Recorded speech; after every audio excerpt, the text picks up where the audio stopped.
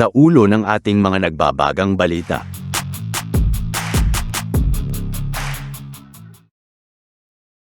Bilang bahagi ng pagtupad sa Comprehensive Archipelagic Defense Concept o CADC, nagbigay ng pangunahing serbisyo pantalan ang Naval Installation and Facilities Northern Luzon, NIFNL, sa BRP Miguel Malvar, FFJ-06, isa sa mga pinakabagong at pinakamodernong frigate ng Philippine Navy, habang isinasagawa nito ang unang patrol sa loob ng teritorial na katubigan na saklaw ng Northern Luzon Naval Command, NOLCOM.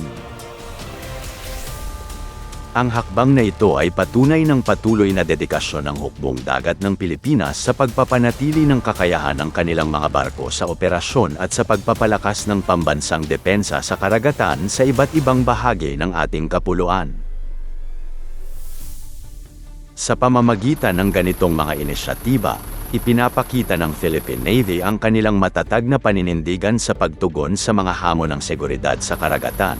pagpapanatili ng katatagan sa rehiyon, at pagpapatatag ng pambansang kakayahan sa maritime security, mga hakbang na lubhang mahalaga sa pangangalaga ng ating soberanya at sa pagtataguyod ng mapayapang karagatan para sa lahat ng Pilipino.